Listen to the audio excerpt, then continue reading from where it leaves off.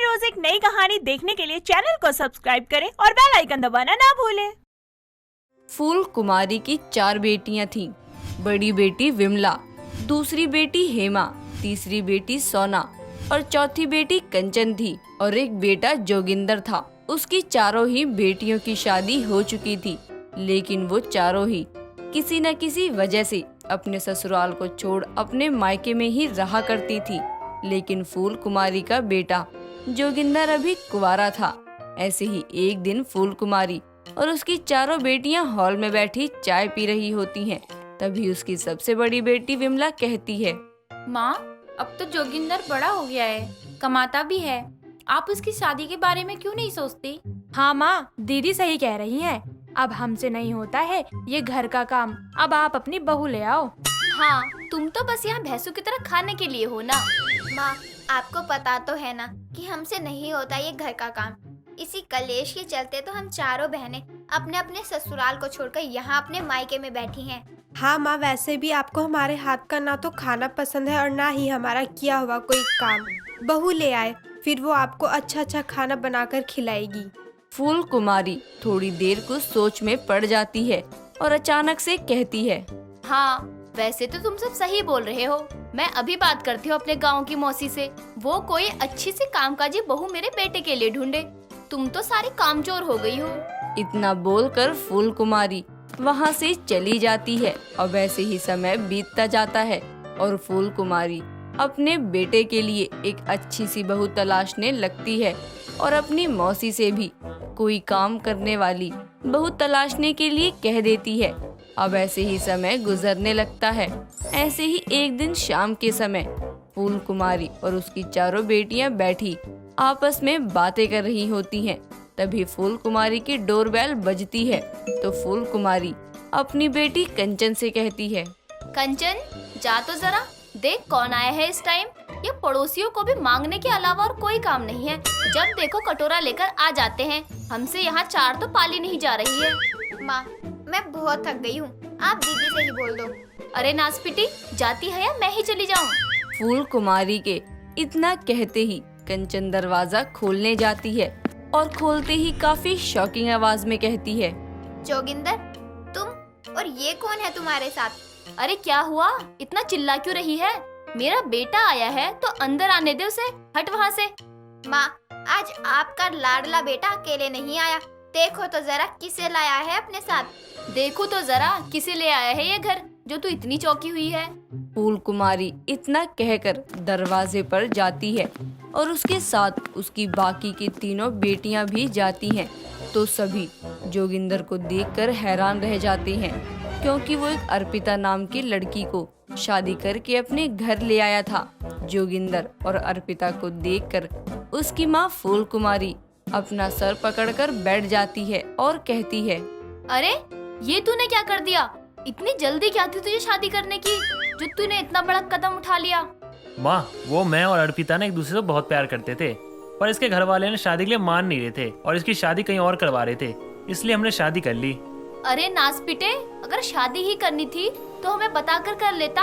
हम क्या मना कर रहे थे तेरी शादी के लिए? कोई बात नहीं माँ, अब जोगिंदर ने शादी तो कर ही ली है। हाँ, ये तो देखने में भी सुंदर है। तुम घर तो हैंडल कर लोगी ना हमारा? दीदी, आप उसकी चिंता मत करो, अर्पिता सब हैंडल कर लेगी, घर भी और घर के लोगों को भी। क्या कहा तूने? सही है माँ, आपको तो बिना मेहनत किए ही अच्छी बहू मिल गई। तुम्हें तो सब बैठे बैठे चाहिए। चलो, अब बहू आ ही गई है तो उसका गृह प्रवेश भी कर ले।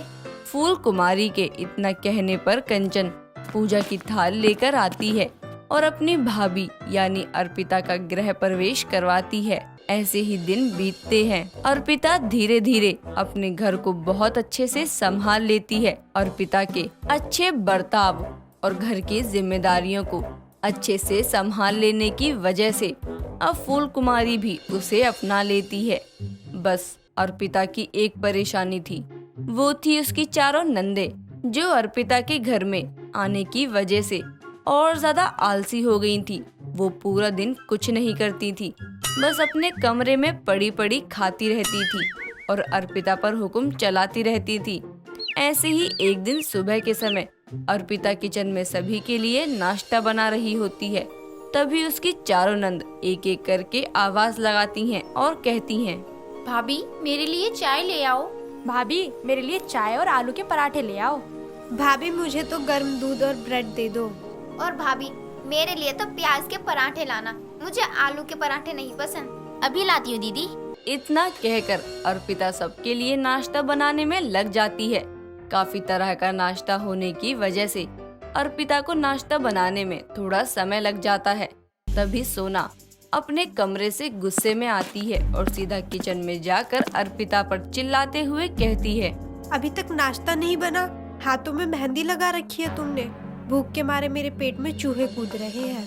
बस दीदी बन गया, मैं लाने ही वाली थी। चलो कोई बात नहीं, आगे से ध्यान रखना और जल्दी से नाश्ता बनाकर मेरे कमरे में दे जाना। अब अर्पिता सबको नाश्ता देकर घर के कामों में लग जाती है।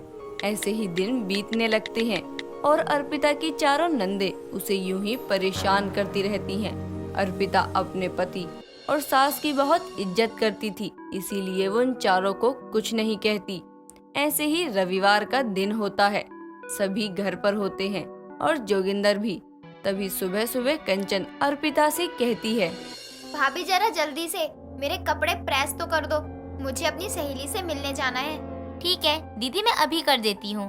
भाभी तुम उसके कपड़े छोड़ो, पहले मेरे ये कपड़े धो दो, 1 हफ्ते से नहीं धुले हैं। ठीक है दीदी, मैं धो दूंगी। अरे मुझे भूख लग रही है, चाय नाश्ते का कुछ ध्यान है आपको या नहीं, या आज भूखे ही मारोगी? बस दीदी आप थोड़ी देर रुकिए, मैं आपके लिए कुछ बना कर ले आती हूँ। भाभी तुम्हें पता है ना मुझे सुबह सुबह नहाने की आदत है, फिर तुमने मेरा पानी अभी तक गर्म क्यों नहीं किया? दीदी आप रुकिए, मैं अभी गर्म कर देती हूँ। अरे थोड़ी शर्म कर लो, उस बेचारी को अकेले काम पर लगाए रहती हो, थोड़ा अपने भी हाथ पांव हिला दिया करो और कुछ कर लिया करो। माँ भाभी किस लिए है, अगर हम ही काम करेंगे तो? और क्या, खुद ही आई है अपनी मर्जी से शादी करके, अब काम तो करना ही पड़ेगा। अपनी बेटियों की बात सुनकर फूल कुमारी वहाँ से चली जाती है और उन सब की सारी बातें जोगिंदर सुन रहा होता है। अब अर्पिता बेचारी सारे घर का काम करती है और फिर सबके लिए खाना भी बनाती है। पूरे दिन काम करते करते अर्पिता बहुत थक जाती है और रात को जल्दी से जाकर अपने कमरे में सो जाती है। उसकी ये हालत देखकर जोगिंदर को बहुत बुरा लगता है। अगले दिन सुबह सभी नाश्ता कर रहे होते हैं, तभी जोगिंदर कहता है, माँ मेरी और अर्पिता की शादी को 1 महीने हो चुके हैं और हम ना अभी तक साथ में कहीं घूमने नहीं गए। तो मैं क्या सोच रहा था, क्या मैं अर्पिता को लेके कुछ दिनों के लिए बाहर घुमाऊं? क्या घूमने? घूमने? घर का काम कौन करेगा? और खाना मुझसे तो बनेगा नहीं, तुम ही लोग देख लो कौन बनाएगा। चुप करो तुम चारों। बेटा तू निश्चिंत होकर जा और अच्छे से बहू के साथ समय बिता करा। इन आलसियों का बस चले तो खाना भी उसके हाथ से ही खाए। जा बहू, तू जाकर जल्दी से अपना सामान पैक कर ले और तैयार हो जा। इतना कहकर फूल कुमारी अपने कमरे में चली जाती है और अर्पिता भी अपने कमरे में जाकर पैकिंग करने लगती है। अब कुछ देर में अर्पिता और जोगिंदर तैयार होकर ट्रिप के लिए निकल जाते हैं। अब दिन ऐसे ही बीत जाता है। अगले दिन सुबह कंचन अपने कमरे से आवाज लगाती है, भाभी मेरे लिए चाय ले आओ जल्दी। भाभी मेरे लिए चाय ले आओ और ब्रेड भी।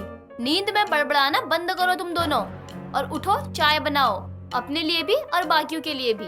इतना बोलकर फूल कुमारी चली जाती है और उसकी चारों बेटियां मिलकर घर का सारा काम करती हैं। घर का काम करते करते चारों बहुत थक जाती हैं और शाम को जब काम खत्म करके बैठी होती हैं तो विमला कहती है, आज तो मेरे पूरे बदन में दर्द हो रहा है, अब मैं खाना नहीं बनाने वाली। दीदी मुझसे तो बिल्कुल उम्मीद मत करना, मैं जा रही हूँ सोने। और हाँ, मैं कल अपने ससुराल जा रही हूँ। क्या ससुराल जा रही हो? हाँ, मुझसे नहीं होगा इतने सारे लोगों का काम। इससे सही तो मैं अपने ससुराल में चली जाऊँ, वहाँ तो सिर्फ मेरी सास और पति ही है। हाँ सोना, तू सही कह रही है। यहाँ हम एक तरह से अपने भाई भाभी पर बोझ ही बने हुए हैं। कम से कम ससुराल में रहेंगे तो इज्जत तो मिलेगी। तुम लोगों ने एकदम सही फैसला लिया है, मैं तुम्हारे फैसले से बहुत खुश हूँ। अब फूल कुमारी की चारों बेटियां अपने ससुराल जाने का फैसला कर लेती हैं और कुछ दिनों में अपने ससुराल चली जाती हैं। और अब अर्पिता, जोगिंदर और फूल कुमारी अपने घर में खुशी खुशी रहते हैं। दोस्तों, अगर आपको ये कहानी पसंद आई तो इसे लाइक करें, शेयर करें और कमेंट करके बताएं कि कहानी में आपको सबसे अच्छा क्या लगा।